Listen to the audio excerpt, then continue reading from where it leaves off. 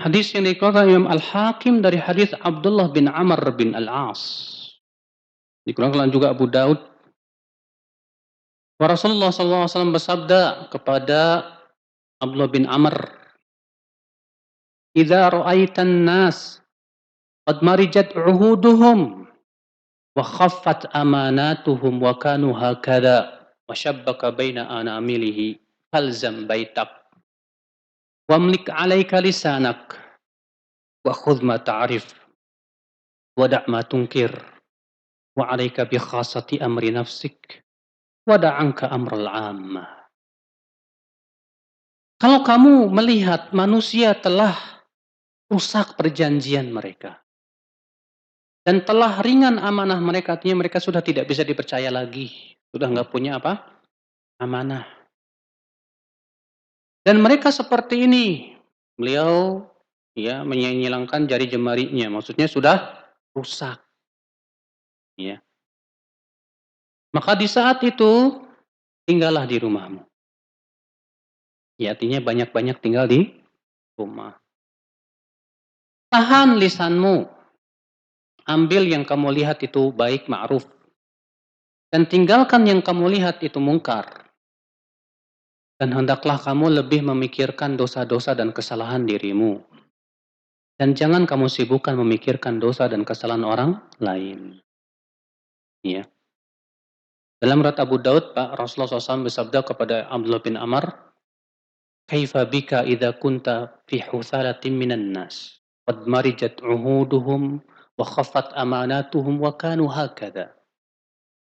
Ya Abdullah bin Amr, bagaimana sikap kamu kalau kamu berada di sebuah masyarakat yang sudah rusak perjanjiannya dan tidak bisa dipercaya lagi.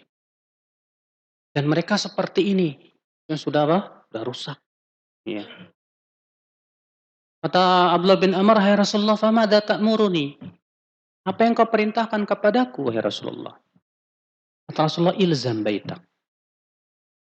Peganglah rumahmu. Maksudnya pegang rumahmu apa? Kita banyak-banyak tinggal di rumah aja. Karena sudah saking banyak fitnah di luar itu, Pak. Susah. Untuk selamat dari fitnah sulit. Ya, bukan berarti nggak cari nafkah, ya cari nafkah. Tapi maksudnya di sini, Pak, udah kalau habis cari nafkah jangan jalan-jalan lagi ke sono, ke mall, ke tempat-tempat fitnah, maksudnya begitu, Pak. Ya. Tahan lisanmu dan sampai akhirnya. Nah, di sini, Pak, kita ambil faedah. Yang pertama, bimbingan Rasul di zaman fitnah. Itu apabila kita berada di sebuah masyarakat yang sudah rusak, sudah tidak bisa dipercaya lagi, sudah hilang amanahnya, sudah hilang perjanjiannya, sudah seperti ini kata Rasulullah SAW. Ya. Maka apa nasihat Rasulullah kepada kita di saat itu, Pak? Yaitu kita ilzam baitak, ya, pegang rumahmu. Artinya kita banyak-banyak di rumah aja udah, tidak keluar kecuali kalau memang butuh untuk cari nafkah, untuk yang lain dan yang lainnya. Udah banyak-banyak kita tinggal di rumah ngapain? Nonton TV. Lah, TV jadi fitnah. Enggak, kita banyak ya introspeksi diri, muhasabah diri, banyak beramal soleh, ngapalin Quran, apa yang lainnya. Udah banyak-banyak deh. Lah, ya. Kalau antum keluar terus, mata antum nggak terjaga, kayak di zaman sekarang nih, Pak. Ya di mana di zaman sekarang nggak ada fitnah? Susah banget, Pak. Di mana-mana fitnah perempuan, ya.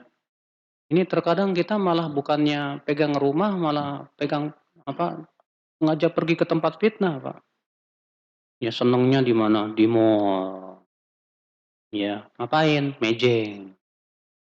Liburannya kemana? Ke Bali. Kemana? Pantai Kute. Ampun dah. Ke tempat-tempat kayak gituan perginya, ya Allah. Enggak, saat ini cuma mau nguji iman aja. Masya Allah. Ya, para sahabat tanya nggak berani nguji iman, ini berani nguji iman. Ya Allah ya Rabbi. Ya. Jangan ya akhi. Di zaman penuh fitnah itu kita sangat dianjurkan untuk lari dari fitnah. Nabi bersabda, "Yushiku an yakuna khaira malil muslim ghanaman yatba'u biha sya'afal jibal yafirru bidinihi minal fitan." Hampir-hampir nanti, ya, harta yang terbaik yang dimiliki oleh seorang mukmin itu kambing yang dia pelihara di puncak-puncak gunung. Dia lari membawa agamanya dari fitnah. Tuh lihat, dia lari membawa agamanya dari fitnah. Sehingga apa? Kata Imam Bukhari membawakan babnya apa? Bab lari dari fitnah. Artinya kita ini penting, Pak, lari dari fitnah. Penting lari dari tempat-tempat yang di situ banyak fitnah. Sebab Pak, mungkin Bapak misalnya datang menguji keimanan. Wah, saya masih mengingkari nggak ya? Wah, masih mengingkari. Wah, masih mantep nih iman saya nih. Ya pas sekali, 2 kali, 3 kali, 4 kali ke sono, bukan bukan mengingkari lagi, tapi menikmati. Udah tidak ada pengingkaran lagi. Ketika hati kita sudah tidak ada pengingkaran, disitulah dosa. Susah, sulit. Berarti iman kita semakin apa? Merosot. Saudaraku sekalian, ikhwatul Islam, azani Allah wa iyyakum. Makanya lari dari fitnah, saudaraku. Lari dari tempat fitnah. Lari dari alat yang membuat kita jatuh kepada apa? Fitnah. Ini nasihat yang pertama. Ilzam baitak. Apa itu ilzam baitak? Tinggallah di rumahmu. Apalagi perempuan. Wah, perempuan sangat ditekankan sekali. Ya, sebagian dalam satu riwayat, ya, Rasul mengatakan, wa aqrabuhunna ila rahmati rabbiha. Sebaik-baik, sedekat-dekatnya wanita kepada rahmat Allah kapan?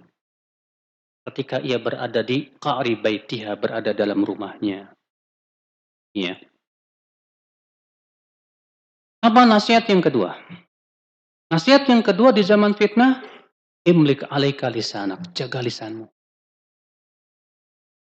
Kalau kita lisannya dijaga, jarinya apa nggak dijaga? Jempolnya itu loh, pendiam banget sih antum, lagi ngetik, oh jempolnya yang ngomong. Di apa media sosial tebar fitnah, komentarnya bagaikan ulama besar. Pak, di zaman sekarang ini banyak para penuntut ilmu ya, tiba-tiba jadi ulama.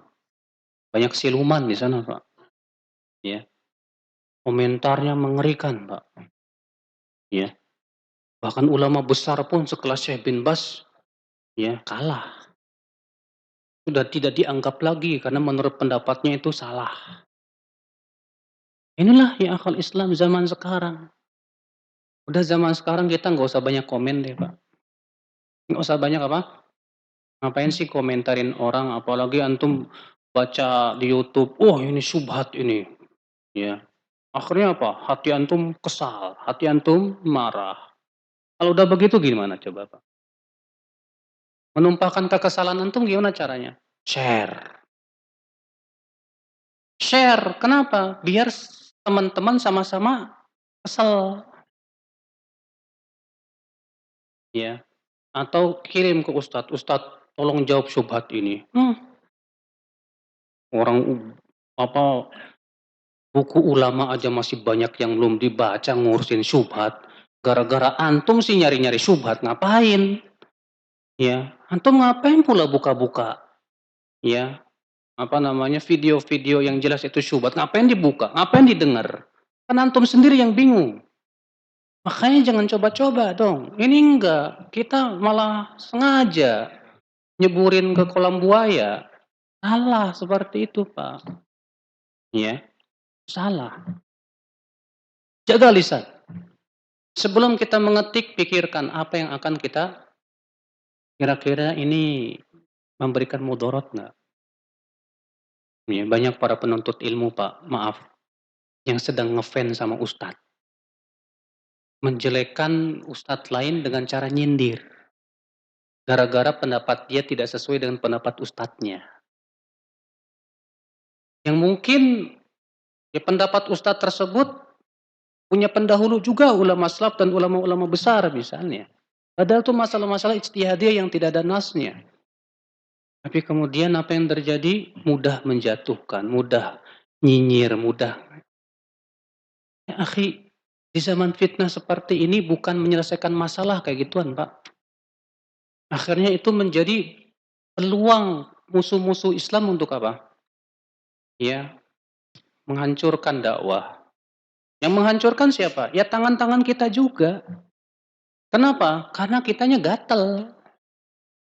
Nggak pernah berpikir apakah yang saya ketik ini akan bermanfaat atau tidak? Apakah akan menimbulkan mudarat atau tidak? Dengan ilmu atau tidak? Atau hanya semangat saja tanpa melihat bagaimana akibatnya? Ini penting saudaraku. Kemudian Rasul sabda apa? Nasihat yang keberapa? Yang ketiga. Wa khudh ma ta'rif. Ambil yang kamu ketahui itu ma'ruf. Dan tinggalkan yang kamu ketahui itu mungkar. Artinya, amalkan sesuai dengan keilmuanmu.